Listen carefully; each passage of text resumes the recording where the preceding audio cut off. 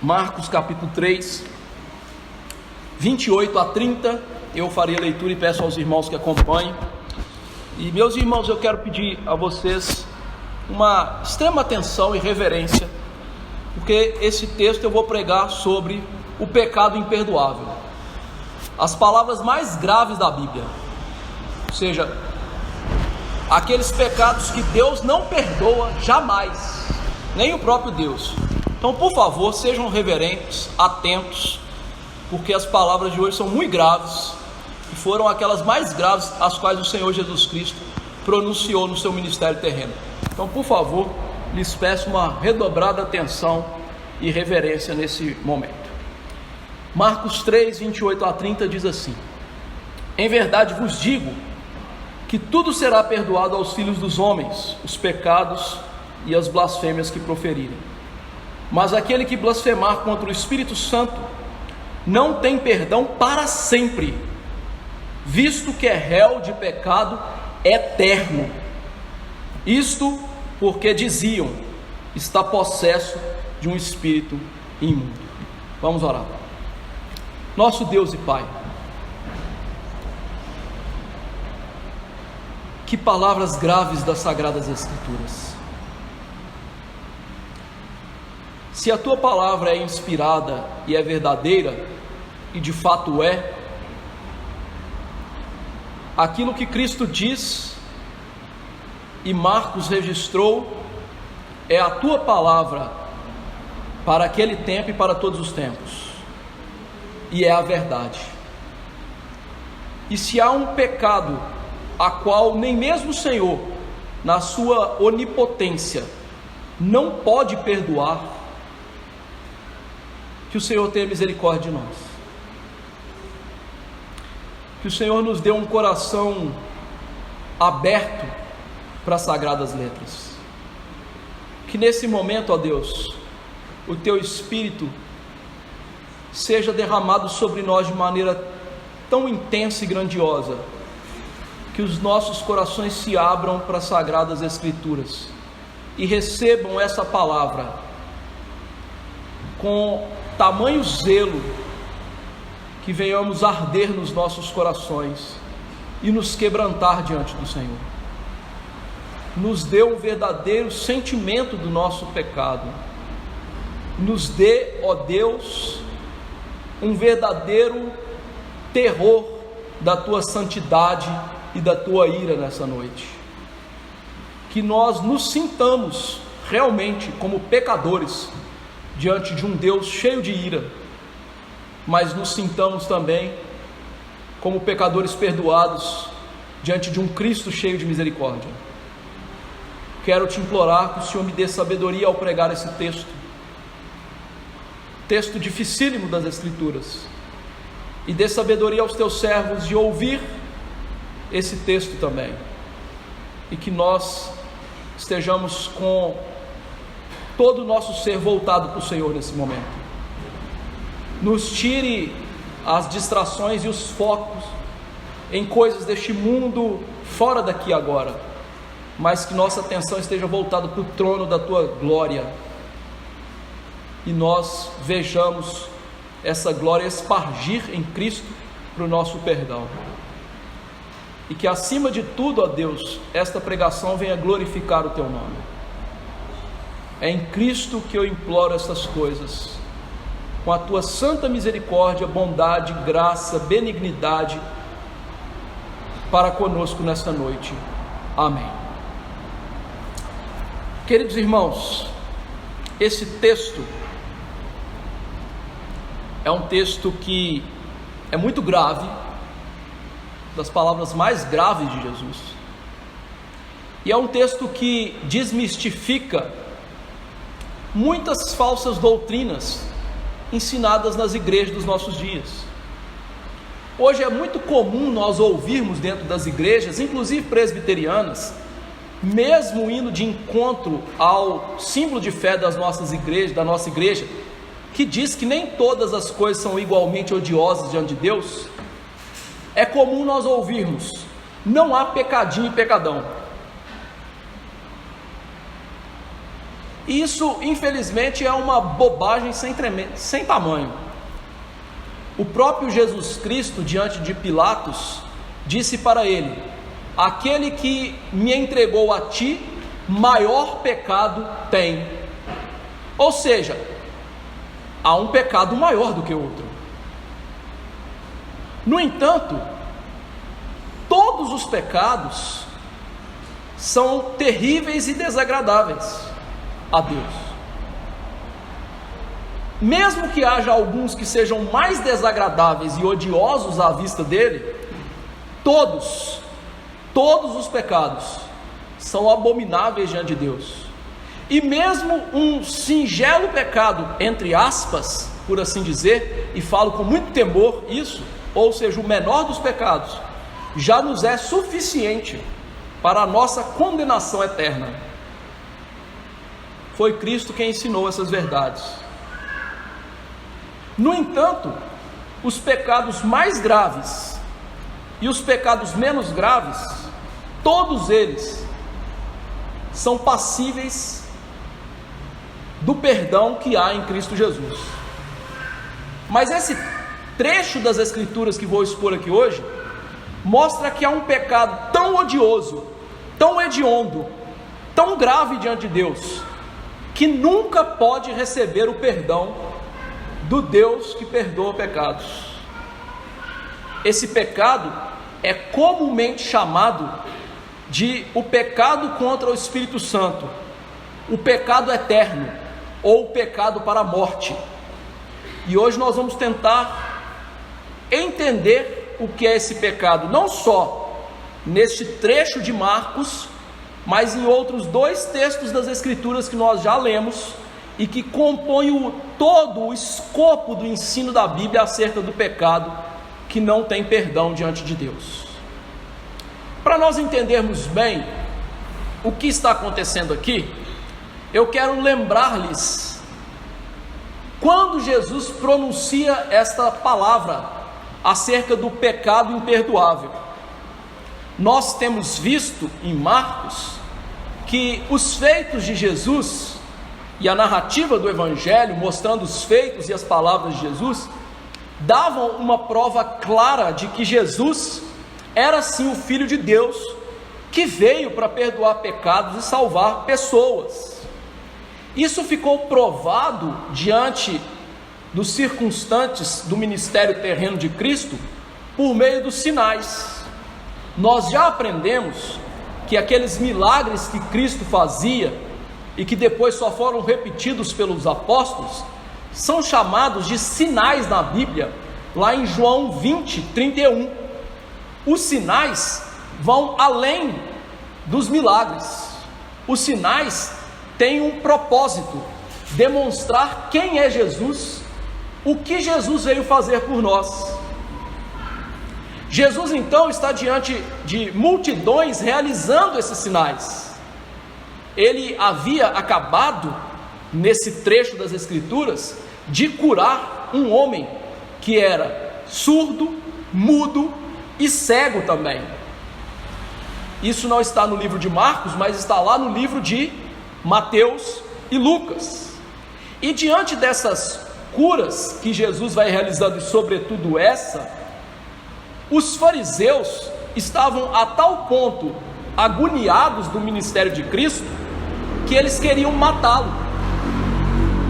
Ou seja, Jesus está antagonizando a religião falsa deles e de regrinhas de tal maneira que eles chegaram a uma conclusão que não há outra alternativa diante do ministério de Jesus a não ser matar Jesus.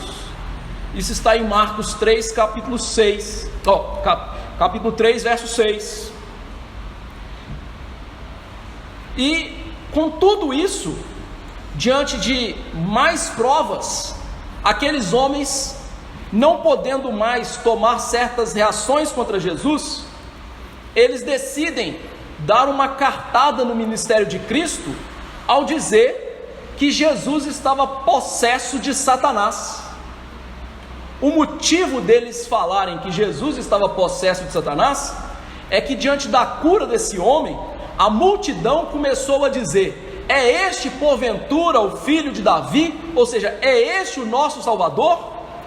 E diante daquela expressão da multidão, de que Jesus poderia ser o Salvador, tomados de profunda malignidade, inveja, rejeição e raiva, os fariseus exclamaram no seu coração e murmuraram: ele está possesso de Beelzebu.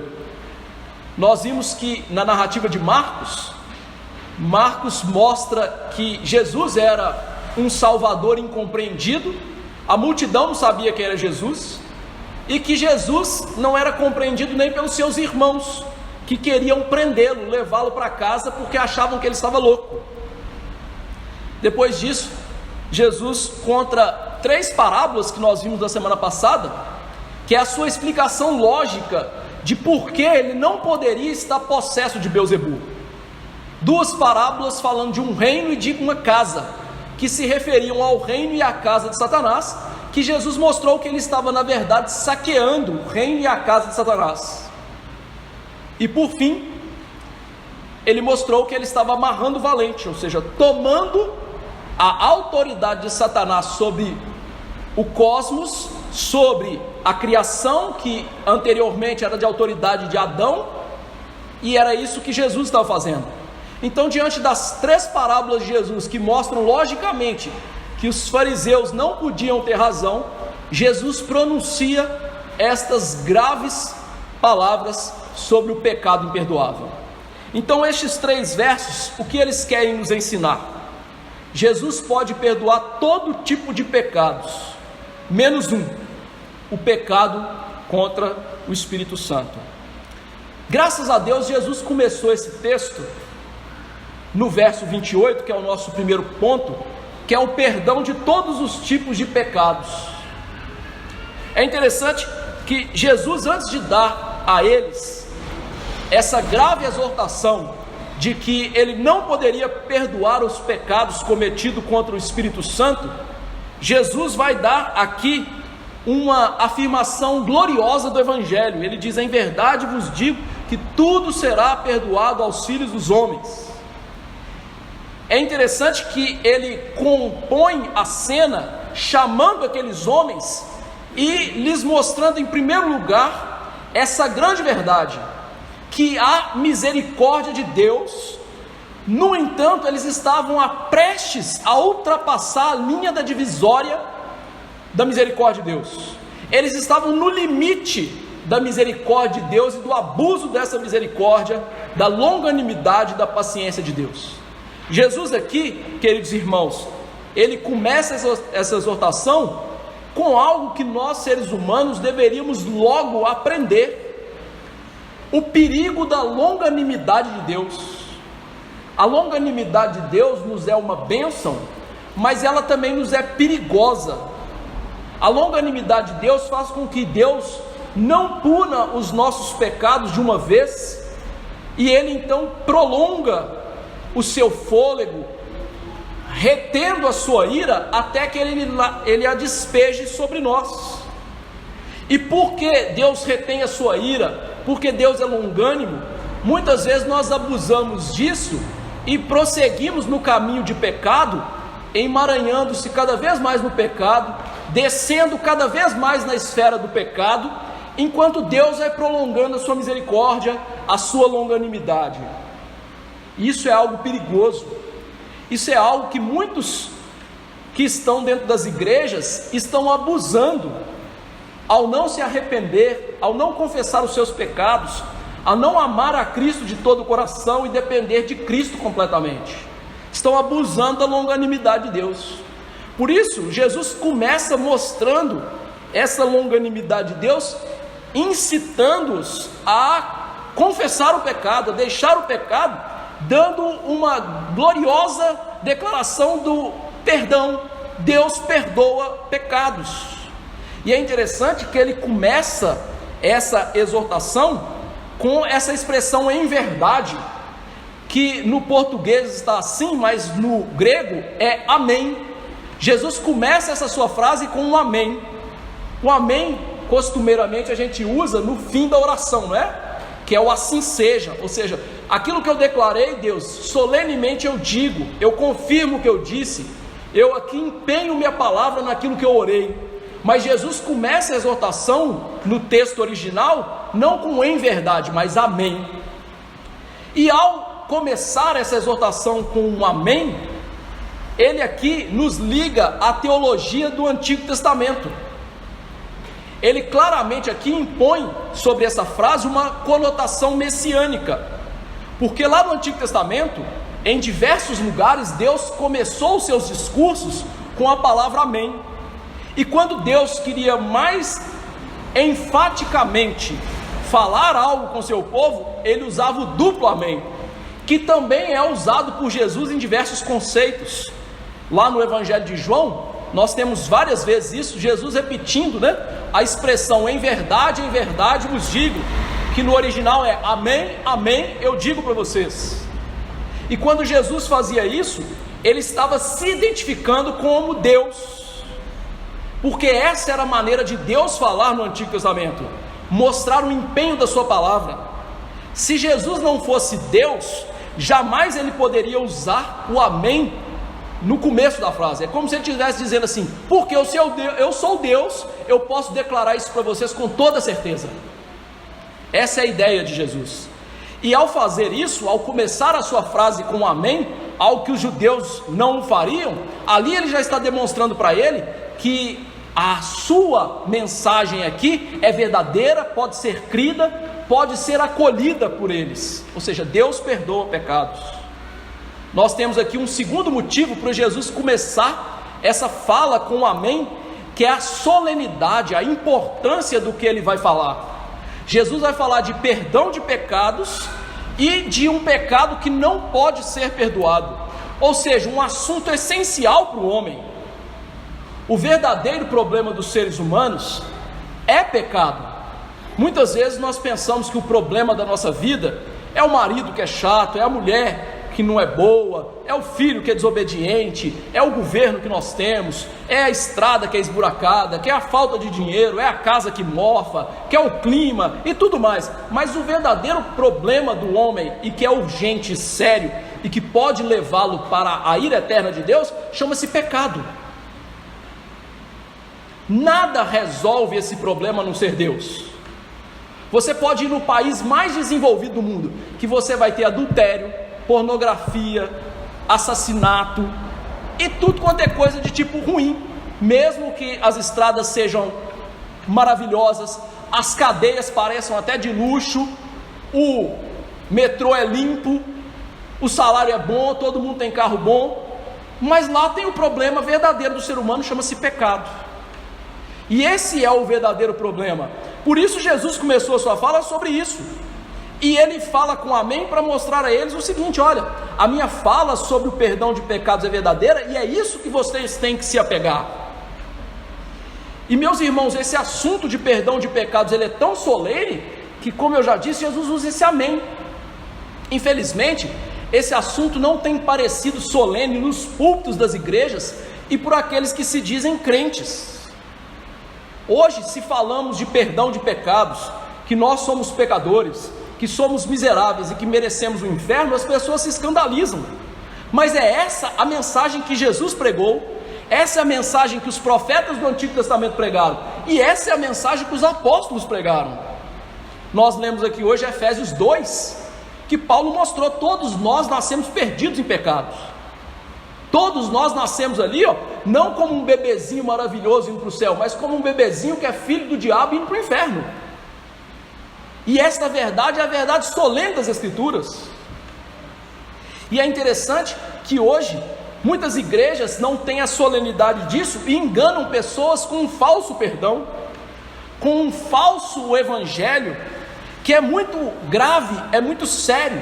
Pense na implicação de oferecer perdão de pecados sem que haja perdão verdadeiro. Pessoas estão indo enganadas para o inferno, acreditando em falsos pastores, falsos cristianismos, falsos deuses, falsas religiões. O mundo dos nossos dias tem brincado com o que se chama de pecado, ao afirmar que todas as religiões levam a Deus, que todas as pessoas são filhos de Deus, enquanto a Bíblia, lá em Romanos 5, verso 10, diz que nós éramos, por natureza, inimigos de Deus antes da nossa salvação. Jesus, então, tendo a gravidade do que é o perdão de pecados, começa, amém, eu vou falar para vocês, é verdade o que eu estou dizendo, Deus perdoa pecados do ser humano. E é interessante que ele diz, perdoa todos os pecados, todos os tipos de pecado, todo pecado será perdoado, inclusive as blasfêmias, ele diz aí. Veja então que Jesus mostra que Deus oferece um perdão verdadeiramente grandioso aos homens. Ele usa essa expressão tudo, claro que exclui o pecado imperdoável, que ele vai dizer depois, para mostrar que todo tipo de pecado do homem, mesmo aqueles mais horrendos, ainda podem ser alvo da graça e da misericórdia superabundante de Deus. Você deve se lembrar na Bíblia que Paulo diz que onde abundou o pecado, superabundou a graça de Deus, ou seja, a graça de Deus é maior do que pecados horrorosos, hediondos, medonhos. Ou seja, a Bíblia nos mostra claramente, através aqui dessa fala de Jesus, o verdadeiro evangelho é: Deus pode perdoar todo tipo de pecado, pecados grandes, pecados pequenos, pecados do nosso orgulho, que são grandiosos como o de Satanás, pecado de fazer a nós mesmos os nossos deuses, pecados de assassinato, adultério. Há perdão para todo esse tipo de pecado, e nós podemos pensar em pecados escabrosos que a Bíblia enumera e que foram perdoados. Por exemplo, talvez você não conheça das Escrituras, mas lá no Antigo Testamento houve um rei chamado Manassés, filho de Ezequias, e que este homem chegou a uma devassidão tão grande de pecados que ele queimou seus filhos a falsos deuses. Ele desviou todo o povo de Deus para uma falsa adoração, e o fim da sua vida foi perdão de pecados. Nós vemos o famoso rei Davi, não é? Que adulterou, matou o marido da mulher e tentou esconder o pecado, mentindo. Um homem que fez um censo em Israel que trouxe a mortandade de milhares de pessoas, que o último ato da sua vida foi dizer para Salomão para matar Doeg o Edomita, e Deus o perdoou.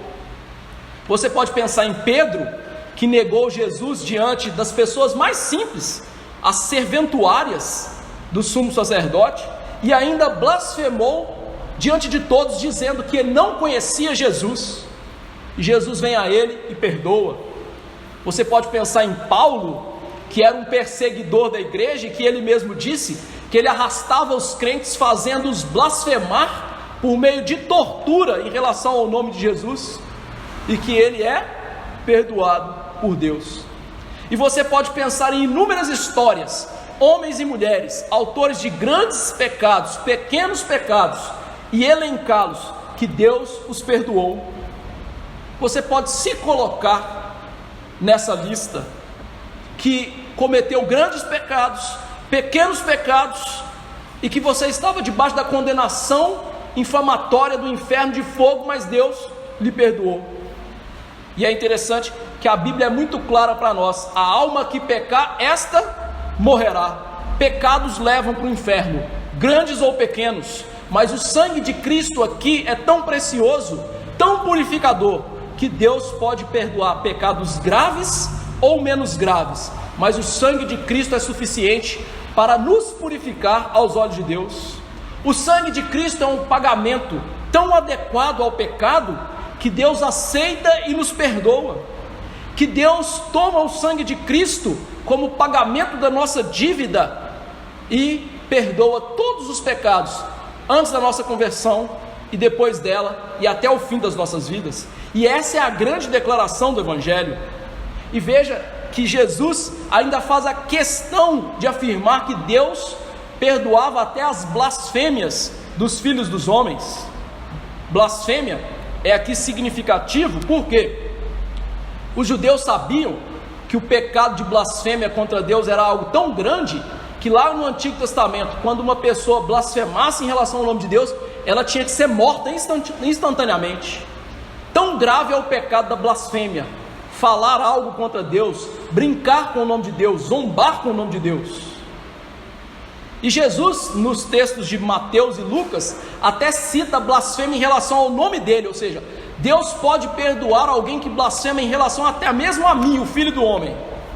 E de fato Jesus fez isso, quando lá naquela cruz maldita, homens e mulheres meneavam a cabeça, blasfemavam de Cristo. Ó Filho de Deus, desce daí se você pode se salvar, vamos ver se Elias vem salvá-lo. E Jesus lá de cima orou: Senhor, perdoa porque eles não sabem o que fazem. E de fato muitas daquelas pessoas que blasfemaram em relação ao nome de Cristo foram salvas no Pentecostes, mostrando quão grande é o perdão de Deus, o maravilhoso Deus que perdoa pecados, um Deus clemente, assaz benigno, tardio irá. Só que Jesus não citou algo aqui nesse texto que eu gostaria de citar, para que você não fique em cima da corda do abismo, sem tomar o passo correto em relação ao perdão. Jesus não citou aqui o método do perdão, e eu gostaria de salientar isso, porque ainda que Jesus não fale aqui, a Bíblia é muito clara em mostrar que Deus perdoa pecados, mas diante disso o pecador tem que fazer duas coisas: arrepender e crer. E ambas são dadas por Deus ao pecador. Lá em Atos capítulo 11 e Atos capítulo 13, em determinados momentos nós vamos ver que o arrependimento para a vida é dado por Deus ao pecador. E também a fé que é exigida em Cristo Jesus é dado por Deus ao pecador. Então o perdão de Cristo é capaz de suplantar todos os tipos de pecados, mas há duas coisas necessárias ao homem: crer e arrepender. E nós não conseguimos fazer isso sem que Deus gere isso em nós. E para que você não pense que eu estou aqui blasonando na sua cara, eu quero ler para você Efésios 2, 8 e 9, que diz assim: pela graça sois salvos, ou seja, você não se salva mediante a fé, ou seja, a salvação é um dom de Deus que a gente recebe pela fé. Isto não vem de vós, é dom de Deus, não de obras para que ninguém se glorie. Ou seja, perdão de pecados não é algo que nós compramos, é algo que nós recebemos pela fé, e essa fé é um dom de Deus. Diz também Romanos 5:1: justificados pois mediante a fé, temos paz com Deus por intermédio de Jesus Cristo nosso Senhor. Ou seja, a paz com Deus é feita por meio da fé, em que Deus nos concede a justiça de Cristo. E Atos 2:38, respondeu Pedro: arrependei-vos e cada um de vós seja batizado em nome de Jesus, para a remissão dos vossos pecados, e recebereis o dom do Espírito Santo. Deus perdoa pecados, mas Ele exige do pecador algo que o pecador não pode fazer, e Ele gera no pecador o arrependimento e a fé, e aí ele é apto a fazer o que Deus exige. Esse é o verdadeiro evangelho que Jesus está pregando para eles: perdão de pecados por arrependimento e fé. E agora nós vamos para o verso 29 e 30, que fala do pecado imperdoável. Diz Jesus: mas aquele que blasfemar contra o Espírito Santo não tem perdão para sempre, visto que é réu de pecado eterno. Isto porque diziam: está possesso de um espírito imundo. Em primeiro lugar, meus irmãos, me permita dizer para vocês o que não é o pecado contra o Espírito Santo. Há muitos conceitos errados em relação a esse pecado, e portanto é necessário que a gente entenda o que ele não é. Em primeiro lugar, o pecado contra o Espírito Santo não é negar Jesus, por mais estranho que isso pareça. Veja que Pedro, em um determinado momento da sua vida, negou a Cristo. E veja que todos nós, num determinado momento das nossas vidas, negamos a Cristo como Salvador antes da nossa salvação. Então, se o pecado contra o Espírito Santo fosse negar a Cristo, ninguém nunca, jamais poderia ser salvo. Jamais. Então, em primeiro lugar, nós temos isso. O pecado contra o Espírito Santo não é negar o nosso Senhor e Salvador Jesus Cristo. Pode ser que o crente, como Pedro, em um determinado momento, negue a Cristo de maneira até pública. E pense bem, você nega Jesus todos os dias, quando você peca. Pense bem nisso. Quando você deixa de obedecer a palavra, você está negando o senhorio de Cristo sobre a sua vida. Então, negar a Cristo não é o pecado imperdoável. Em segundo lugar, o pecado imperdoável não é entristecer o Espírito Santo. Em Efésios 4:30, Paulo nos mostra que é possível nós que somos crentes entristecermos o Espírito Santo de Deus. E de fato, cada pecado que nós cometemos, nós entristecemos o Espírito Santo de Deus. Cada pecado seu, cada palavra grossa, cada pensamento impuro, cada vez que você comeu a mais do que você deveria, cada vez que você surrupiou a Deus deixando de dar o dízimo, tudo isso você entristeceu o Espírito Santo de Deus. E nós temos exemplos da Bíblia de homens muito mais piedosos do que nós, que entristeceram o Espírito Santo de Deus, como Moisés, Abraão, Davi, que entristeceram a Deus grandemente durante a sua vida, mas não cometeram o pecado imperdoável. Em terceiro lugar, e aqui eu sei que muitos crentes pensam assim, o pecado imperdoável não é o suicídio. Por mais grave e seríssimo que seja o suicídio não é o pecado imperdoável. Esse é um conceito católico errado e antibíblico. Porque o único pecado que Jesus disse que não tem perdão é o pecado contra o Espírito Santo, que aqui do texto não é suicídio. Então isso é acrescentar algo à Bíblia. E aqui, meus irmãos, eu não quero tirar a gravidade do que é o suicídio, que é algo terrível, que ninguém deve fazer. Paulo disse ao carcereiro que iria suicidar quando viu as cadeias soltas, ele falou assim: não faça grande mal contra você. Mas é possível que uma pessoa se suicide em situações específicas. Por exemplo, você sabia que lá nas Torres Gêmeas, 11 de setembro, naquele atentado terrível contra aquelas torres, algumas pessoas suicidaram por estarem fora do seu time? Algumas pessoas estavam a 60 metros de altura e não tinham acesso às escadas por causa do fogo. O que elas fizeram para salvar sua vida? Pularam. Mas como é que você vai pular 60 metros para sobreviver? E elas não fizeram propositadamente. Isso é um tipo de estrutura no ser humano que há tanta catecolamina circulante no seu sangue que ele pode chegar a atos desse nível. O segundo momento que eu quero dizer em relação a esse desatino, por exemplo, eu conheço uma pessoa que foi queimada inteira com queimadura de 3º grau. E eles tiveram que raspar a pele dela várias vezes. E para isso lhe davam certos remédios tão pesados que essa pessoa tinha alucinações. Um certo dia, se o enfermeiro não a segura, ela pularia da janela do quarto porque ela estava sentindo o quarto apertando. Ela ia suicidar sem ver. E em terceiro lugar, que aqui foi só o argumento fisiológico e é o mais importante, é o argumento bíblico.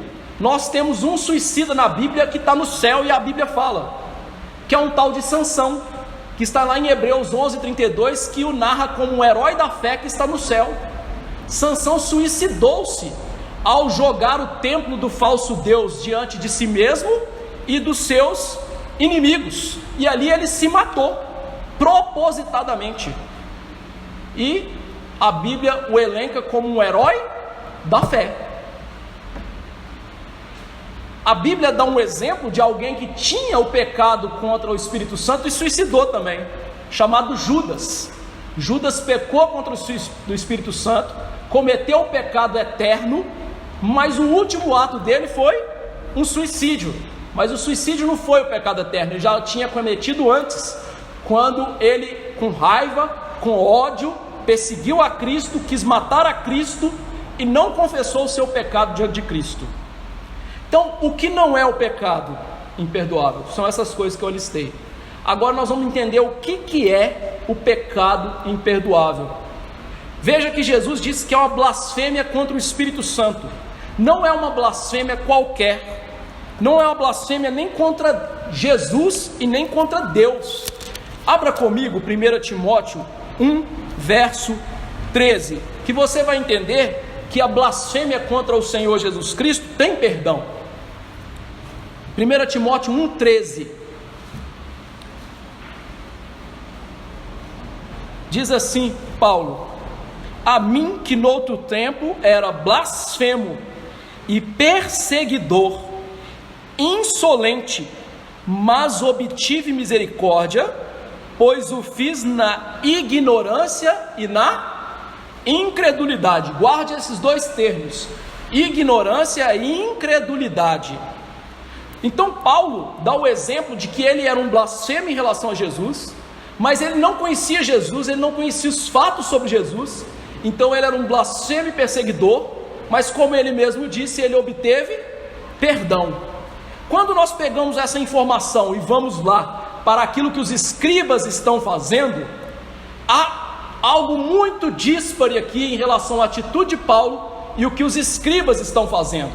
Os escribas, diante de Jesus curar, expulsar demônios, salvar pessoas, eles atribuíram a Satanás o que Jesus estava fazendo. Os escribas fizeram isso de maneira deliberada, contra todas as evidências que eles tinham que Jesus era o Salvador. Ou seja, eles não fizeram por incredulidade e por ignorância. Eles conheciam todos os fatos sobre Jesus, eles estavam diante de Jesus, que pela ação do Espírito tinha acabado de curar um homem. Eles estavam diante de Jesus salvando pessoas, libertando pessoas, e com a luz suficiente que eles tinham, que Jesus estava vencendo o maligno, o que eles fizeram? Em primeiro lugar, eles não desejaram a salvação das suas almas. Em segundo lugar, eles desejaram opor-se a Cristo de tal maneira que eles desceram ao nível mais baixo em relação a Jesus, ao ponto de equiparar Jesus com o diabo. É por isso que Jesus, no texto de Mateus, fez logo em seguida a essa fala de que há um pecado imperdoável, uma parábola que apontava de fato para quem os fariseus eram. A parábola que Jesus conta, que está lá em Mateus 12, 33, 34, é a seguinte: ou fazei a árvore boa e o seu fruto bom, ou a árvore má e o seu fruto mau, porque pelo fruto se conhece a árvore. Raça de víboras, ó como é que ele chama eles: cobrinhas. Como podeis falar coisas boas, vocês sendo maus? Porque a boca fala do que o coração está cheio. Ou seja, Jesus acabou de falar para eles do pecado imperdoável e mostrou para eles quem eles eram: cobrinhas religiosas, falsas, que não amavam o perdão, não buscavam o arrependimento, e pelo contrário, eles, com a fala do diabo, equipararam Jesus com o diabo. O coração deles então era tão cheio de maldade das coisas do diabo, que eles só podiam falar o que era típico do diabo.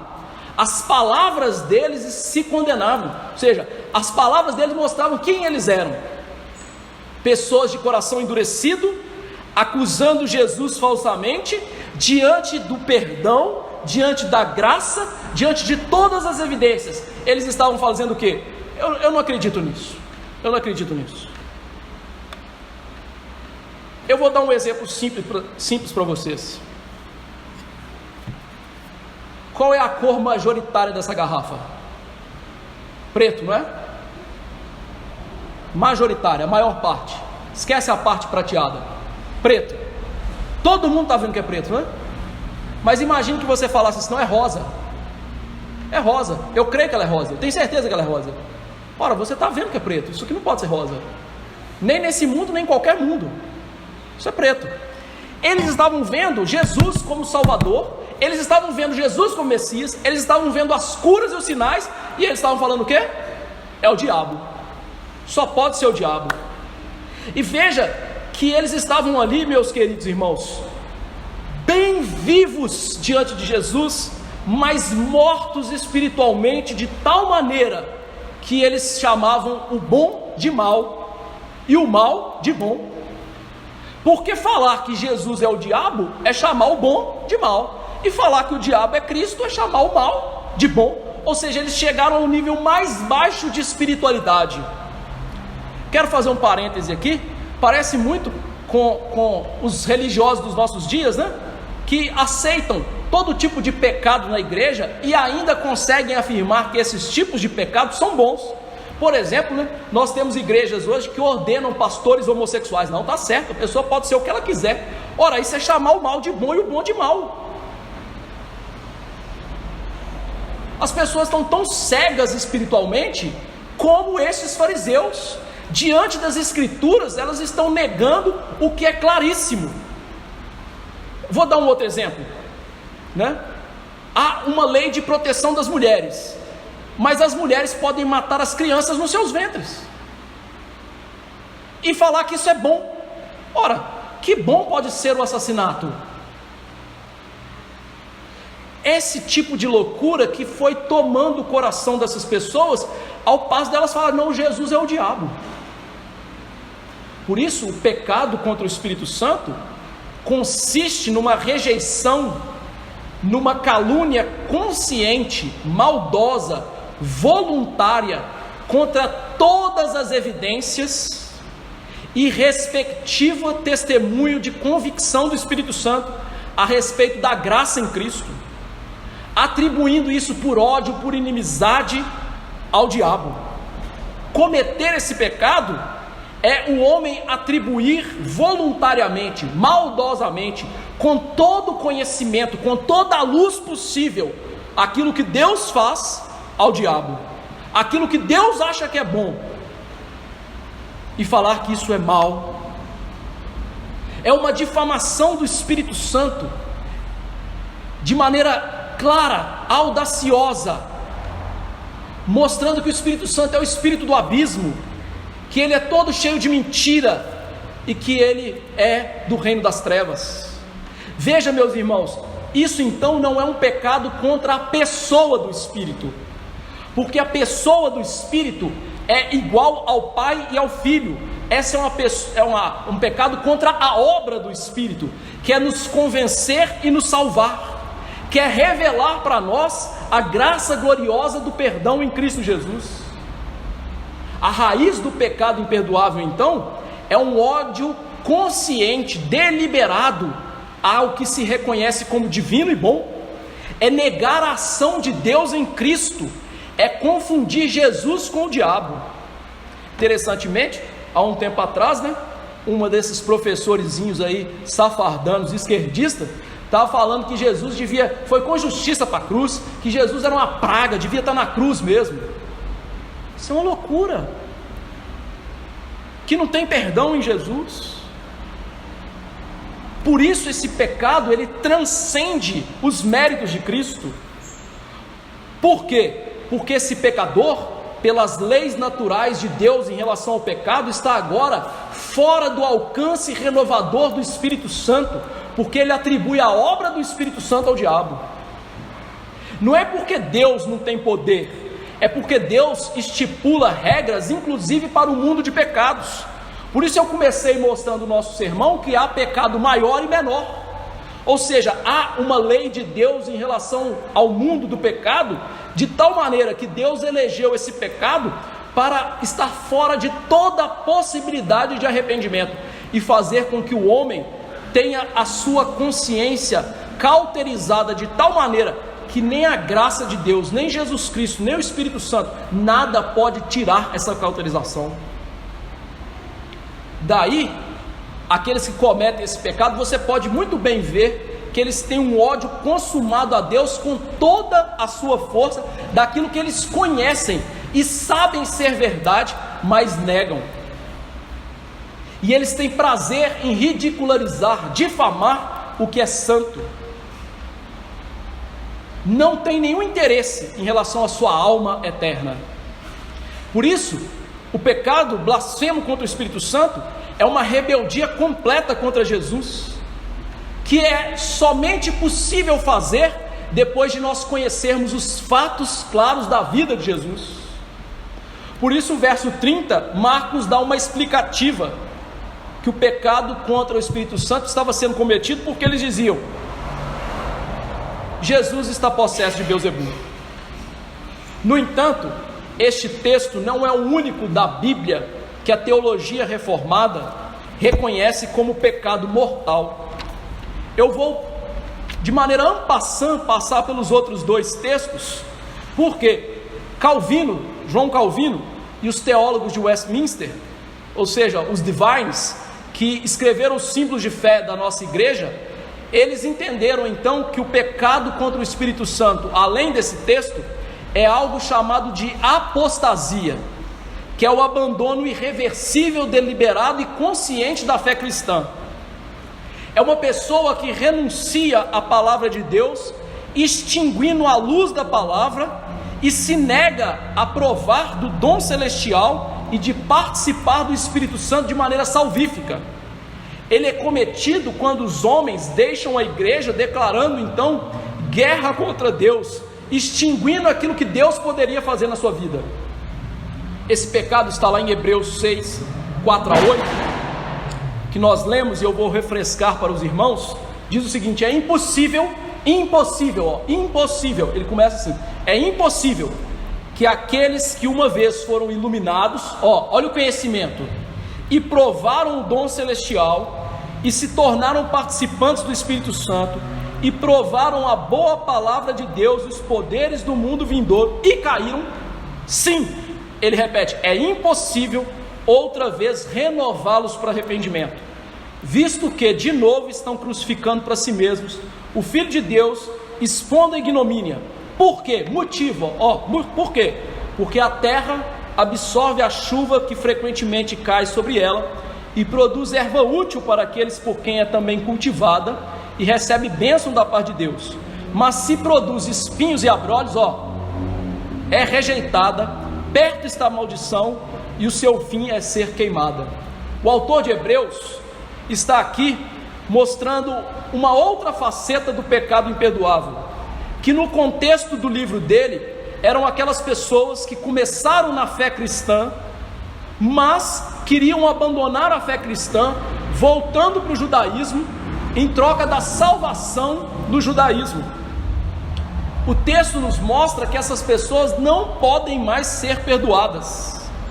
Essas pessoas, elas aqui claramente não são convertidas, mas veja, elas participaram das coisas espirituais, como os escribas estavam participando das coisas espirituais ao verem Jesus. Hebreus está mostrando que elas foram iluminadas, participaram do Espírito Santo e do mundo vindouro. Ele quer dizer que essas pessoas foram batizadas, elas participaram da ceia, elas ouviam a palavra, elas viam a ação do Espírito Santo na igreja, salvando pessoas, curando pessoas, dando vida nova às pessoas, e mesmo participando de todas essas coisas espirituais, todas elas nunca tiveram iniciação na graça salvífica de Deus. Elas até mudaram de vida. E veja que coisa interessante, isso acontece com muitas pessoas da igreja. Igual hoje, você vê muitas pessoas na igreja que entram, param de fumar, param de beber, param de se prostituir, mas depois deixa a igreja, não quer saber da igreja, fala: não quero nunca mais aquele negócio para mim. Ele está falando dessas coisas. Por que isso acontece? Porque essas pessoas não eram crentes. Isso acontece porque elas nunca foram santificadas pelo sangue de Jesus.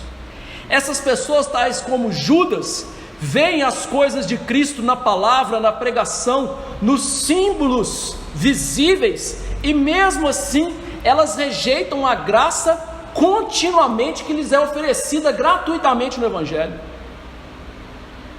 E veja que a prova que o autor de Hebreus dá é uma parábola, que ele está citando duas parábolas de Jesus. A que nós lemos, da árvore má dando frutos maus, e uma que nós vamos pregar daqui 2 semanas, que é a parábola dos solos. Jesus ensinou que a árvore má vai dar fruto mau, e o solo, que não é um solo bom, preparado pelo Espírito Santo de um coração verdadeiro, ele não produz frutos espirituais duradouros. O autor de Hebreus faz uma junção dessas duas parábolas e nos mostra que tipo de pessoa é essa, na igreja que está cometendo pecado contra o Espírito Santo. Diz ele: a terra boa produz com a chuva. Claramente a água aspergida é um símbolo do Espírito Santo. Então o Espírito Santo é derramado na igreja pela pregação, pelos meios de graça, mas quando ele encontra um bom solo, ele produz frutos dignos de arrependimento. Pessoas confessam de verdade o pecado, deixam de verdade o pecado, passam a amar a Cristo, a viver para Cristo, a servir o Senhor, e têm em Cristo o seu verdadeiro bem. A posse da vida eterna é tudo para elas. Elas produzem frutos espirituais a 30, 60 e a 100 por um, nunca decadentemente, mas na crescente do Evangelho. Elas produzem bons frutos espirituais. Tiago falou sobre uma fé que é demonstrada ser viva através de obras. Mostra para mim a sua fé com as obras. Mostra para mim. É o desafio que ele lançou na igreja. Ou seja, o bom solo é aquele que produz frutos espirituais. Frutos espirituais em que a pessoa cada vez mais vive para Jesus. Cada vez mais ela vê os seus interesses como secundários. Paulo disse sobre isso com a vida para a glória de Deus. Falou: quer comais, quer bebais ou façais outra coisa qualquer, fazei tudo para a glória de Deus. Esse é o verdadeiro fruto. E aí a má notícia é: se você não tem esse fruto, cuidado, cuidado. Em compensação, o autor de Hebreus aqui continua: mas há aquele solo que produz cardos e abrolhos. Olha que coisa interessante. Lá no Éden, Deus criou o mundo perfeito e não existia espinhos, cardos, abrolhos. Eles só passaram a existir com a maldição de Deus sobre a criação. Ou seja, quando Deus amaldiçoou a criação. O autor de Hebreus pega isso e aplica espiritualmente, dizendo o quê? O mau solo, ele é evidente. Por quê? Porque essa pessoa, ela não tem o perdão de Deus e ela produz maus frutos na sua vida. Ela pode até parecer ser crente, como os fariseus pareciam ser crentes, mas a hipocrisia de não deixar o pecado, de continuar cometendo pecado, era uma prova contundente que essas pessoas estavam caindo em apostasia. Ou seja, não houve conversão autêntica, não houve frutos duradouros do perdão, são maus solos. Não necessariamente essa pessoa vai deixar a igreja, mas ela vai continuar recebendo juízo na igreja, porque jamais se arrependeu, porque jamais teve plena confiança em Jesus para a sua salvação. Jamais. Pode estar escrito na testa lá, crente, mas o nome dela não está lá no livro da vida. Pode batizar, pode participar da Santa Ceia, mas não é crente. Pelo contrário, cada vez mais ela se torna endurecida ao pecado, ela se torna obstinada contra o pecado. São essas pessoas que rejeitam a pregação verdadeira do Evangelho e que você diz: você é pecador, meu filho, você tem que arrepender, isso que você está fazendo é pecado, isso você não deve viver, e a pessoa continua fazendo aquilo obstinadamente. O último texto, e esse é tão difícil porque exclui até a gente orar por essas pessoas, está em 1 João 5, 16 e 17, que diz assim: se alguém vir seu irmão cometer pecado não para a morte, pedirá e Deus lhe dará vida. Aos que não pecam para a morte, há pecado para a morte, e por esse digo que não rogue. Toda injustiça é pecado, e há pecado não para morte. O apóstolo entra nessa parte da carta e ele começa a falar de oração. Ele fala que as nossas orações, se feitas em Cristo e de acordo com Cristo, elas são recebidas por Cristo e abençoadas, e Cristo nos concede aquilo que estamos pedindo. Mas chega um momento aqui que João fala: há pecados que você não deve pedir perdão para aquelas pessoas. O apóstolo João, no meio de uma lista de oração, no meio de um incentivo para a gente orar, ele mostra que há pessoas que a gente vê cometendo um tipo de pecado que a gente não deve orar por essa pessoa. A pergunta é: que tipo de pessoa é essa? Para que você entenda bem, a carta de João, 1 João, é composta de 5 testes para você saber se você é crente ou não. Por isso eu convido você a orar e ler essa carta durante essa semana, para você chegar à conclusão se você é crente ou se você está se enganando. Convido você a fazer isso. Ele começa a dar 5 testes. Um teste, por exemplo, é daquelas pessoas que dizem assim: ah, não, eu não consigo perdoar fulano, não, eu odeio fulano. Eu falo assim: você não pode ser crente, porque se você não consegue amar uma pessoa que você vê, como é que você vai amar um Deus que você não vê? Um dos testes, ele falou do ódio e não conseguir perdoar pessoas. E ele vai colocando 5 testes. Um dos testes interessante que ele coloca é a negação de Cristo como um ser humano. Negar que Cristo tem uma natureza humana é negar o verdadeiro Cristo. Àquela época, havia pessoas dentro das igrejas negando que Jesus Cristo era também um ser humano. Os gregos tinham uma concepção de que a matéria é má, e portanto você deve ficar livre da matéria. Jesus, sendo Deus e sendo santo, ele nunca poderia ser um ser humano, porque ele não poderia estar numa alma pura, num corpo mau. E aí as pessoas lá da igreja de João começaram a falar assim: não, Jesus não tinha carne não, Jesus era só um fantasminha.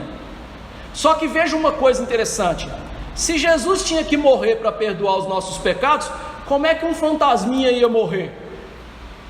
Não tinha como. Então negar que Jesus Cristo era um ser humano de verdade significava negar a própria salvação, a própria obra de Cristo, do Espírito Santo, em fazê-lo encarnar, morrer por nós e ressuscitar por nós. E aí essas pessoas que estavam negando, estavam deixando a igreja.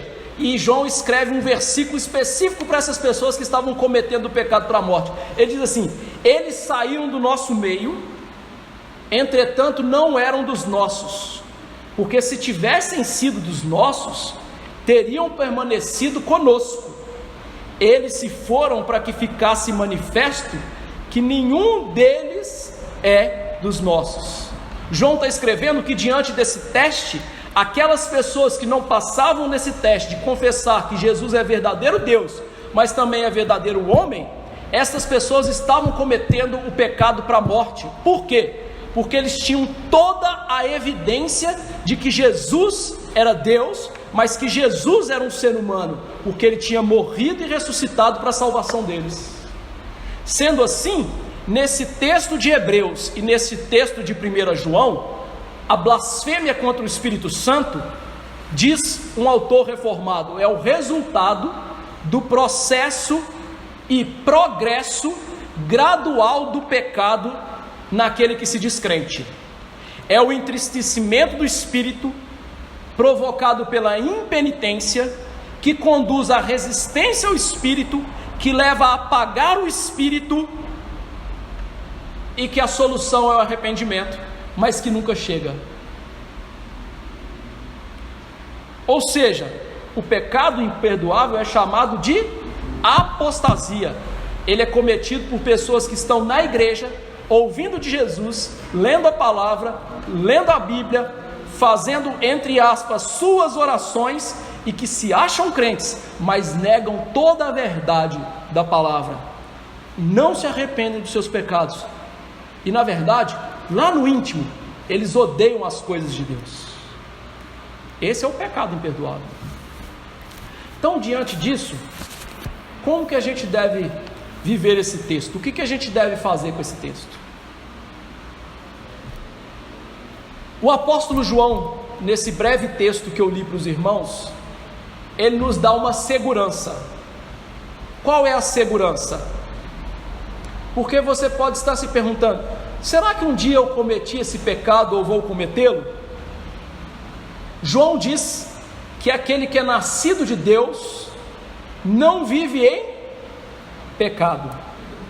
A ideia de João é essa: aquele que é nascido de Deus, ele tem uma vida santa, ele tem uma vida na progressão da santificação na sua vida, ele a cada dia vai se tornando mais parecido com Jesus e matando o pecado na sua vida.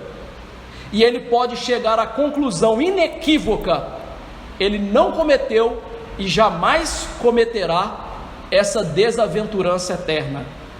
O crente, então, segundo o apóstolo João na sua carta, ele desfruta dessa segurança de que Deus o levou até Cristo e que Deus jamais o perderá, que ninguém e nada pode arrancá-lo das mãos de Cristo, do próprio Deus, que Deus preparou a nossa salvação com início, meio e fim, e que se nós estamos ligados a Cristo, isso aconteceu de maneira última e final, e portanto jamais seremos separados de Jesus.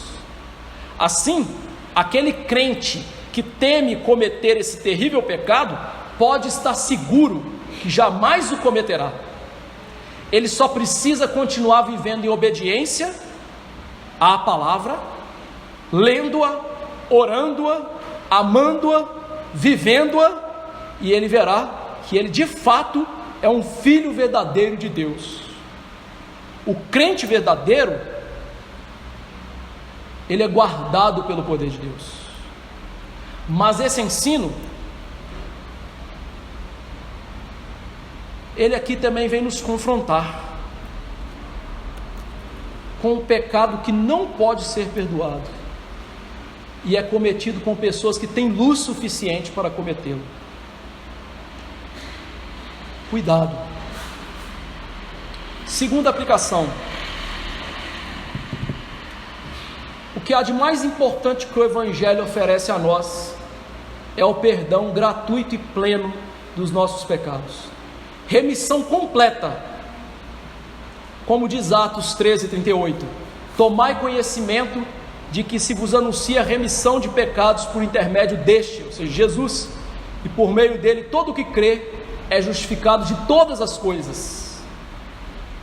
Que nós nos apeguemos a essa doutrina, e se você não deu acolhida ainda ao verdadeiro perdão, faça nessa noite, porque a doutrina do perdão completo visa o nosso benefício. Hoje nós, se igualmente, nesse instante, nós formos até Cristo, confessando como o único e suficiente Salvador, completo, sem querer acrescentar ou tirar nada na sua obra, nós somos completamente perdoados. E como diz Isaías, ainda que os nossos pecados sejam vermelhos como a escarlate, eles se tornarão brancos como a neve. Eu e você, nós podemos nos agarrar com determinação, se nós já recebemos de todo o coração o perdão que há em Jesus. E ainda que você em algum instante na sua vida se sinta desanimado, indigno e abatido, você sabe, Jesus lhe perdoou os seus pecados, e eles jamais lhe separarão dele. Eles foram apagados dos livros da memória de Deus, eles foram lançados para bem longe dos olhos do soberano. Sendo assim, queridos irmãos, creiamos e não fiquemos temerosos. Deus é um Deus clemente, assaz benigno, que se arrepende do mal. Terceira aplicação: vejamos que esse texto nos mostra a mais terrível das verdades. A alma de um homem pode perder-se eternamente. Jesus aqui é muito claro, não precisa nem de desenhar para a gente, em afirmar que há um pecado que não tem perdão. Sem a menor dúvida, essa é uma verdade espantosa, não é mesmo? E nós não podemos fechar os olhos diante dessa verdade. E nós encontramos na Bíblia muitos e muitos símbolos que falam da punição do pecado: um fogo eterno, um verme que não morre, um choro e um ranger eterno de dentes. Ou existe uma condenação eterna verdadeira, ou você e eu podemos nos desfazer da nossa Bíblia e saber que ela não faz o menor sentido para a gente. E eu tenho certeza que há uma condenação eterna. Como disse o Leonard Van Horn, na geografia cristã, há 2 lugares que deveriam ser acrescentados no nosso mapa: o céu em cima e o inferno abaixo, porque verdadeiramente eles existem. Quarta aplicação: nesses dias temos necessidade de fixar esta verdade inequívoca das Escrituras: há um pecado eterno, há uma punição eterna. Há muitos falsos mestres se levantando e atacando abertamente a punição eterna, tentando invalidá-la com mentiras que parecem ser bíblicas. Eles estão dizendo que Deus não pode condenar uma pessoa eternamente, porque o pecado é temporal. Bom, é verdade que o pecado que eu e você cometemos, ele é temporal. Só que essas pessoas esquecem-se que ele é cometido contra um Deus infinito e eterno. Portanto, o nosso pecado, ainda que seja cometido no tempo e no espaço, ele é um pecado infinito e eterno. Como diria aquela famosa, célebre frase do filme Gladiador: o que fazemos aqui ecoa para a eternidade. É verdade. Ou seja, o seu pecado, ainda que ele seja cometido aqui e agora, ele vai ecoar por toda a eternidade. E ele merece uma punição adequada, por ser infinito e eterno, que é uma punição infinita e eterna. E essa é a punição adequada do pecado. Nunca deixe alguém te enganar em relação a isso. Quinta aplicação: outros falsos mestres estão levantando e se dizendo assim: se Deus é amor, é impossível que Deus mande alguém para o inferno, né? Não é impossível. Não é impossível. A Bíblia diz claramente que Deus preparou vasos de ira para demonstrar a sua ira. E não adianta a gente especular com essa ideia de que Deus é amor e ele não pode ser justiça, porque se Deus for amor e Deus não for justiça, ele não pode ser Deus. Estas duas coisas têm que existir igualmente e paralelamente no ser de Deus, porque ele não seria Deus jamais se ele não tivesse amor e justiça, salvação e punição. E a Bíblia é muito clara em dizer que Deus salva e pune eternamente pessoas. E nós não precisamos e não devemos nos envergonhar jamais de dizer que existe um céu eterno e também existe um inferno eterno. Mesmo que hoje algumas pessoas já estejam dizendo: você não pode pregar que Jesus é necessário, que as pessoas estão indo para o inferno. Como não? É isso que a Bíblia manda fazer e é isso que nós vamos fazer, ainda que tenham que nos matar por isso. Há um inferno e há milhões indo para lá, e a gente não precisa ter vergonha disso. Sexta aplicação: você deve se lembrar, e eu acabei de explicar isso, que o pecado é um mal infinito, e é por isso que a cruz de Cristo é tão linda, porque se o pecado é um mal infinito, foi necessária a expiação de valor infinito, e a expiação de valor infinito está lá na cruz do Calvário. Se há infinita perda para o incrédulo, há um infinito ganho para aquele que vai à cruz. E lá naquela cruz, reconhece-se como pecador, sabe que merece o que Jesus sofreu, e lá mesmo declara: eu deveria estar aí, mas o Senhor está aí por mim. Esses jamais perdem, ainda que tudo no mundo lhes seja tirado, ainda que eles não tenham nada de valor nesse mundo, eles têm o que há de valor eterno, que é Jesus, a purificação de pecados, a salvação eterna das suas almas e corpos. Por isso, nós devemos de todo o nosso coração depositar a nossa confiança na cruz cruenta e maldita de Jesus Cristo, e num Pai tão bondoso que nos deu o Filho, para que, se nós crermos nele, nós não venhamos a perecer eternamente. E em último lugar, se é verdade, e de fato é, que há uma condenação eterna, você vai brincar com a sua alma imortal? Você vai arriscar a ir com ela para o inferno e lá permanecer a eternidade? Escape da ira de Deus com arrependimento e fé. Peça a Deus o seu Espírito Santo, porque Ele jamais nega o Espírito Santo àquele que lhe pede de todo o coração. Peça a Ele: Deus, derrame sobre mim verdadeiro perdão, verdadeiro arrependimento, verdadeira graça. Fuja para o refúgio que há em Cristo Jesus.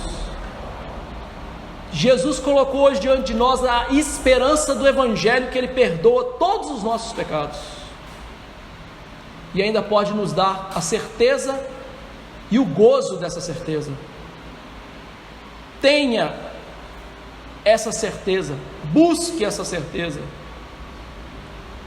Você pode ter vergonha do mundanismo, você pode ter vergonha de ser um adúltero, um mentiroso, um roubador, um assassino, um ignorante, mas você jamais pode ter vergonha de ser salvo em Jesus Cristo e ter o livramento da sua alma da chama do inferno. Nenhum crente precisa de ter vergonha da salvação em Jesus Cristo. Que Deus nos dê a graça de que todos nós que aqui estamos sejamos destes da conservação da alma e não daquelas que se perdem eternamente. Vamos nos colocar de pé e orar.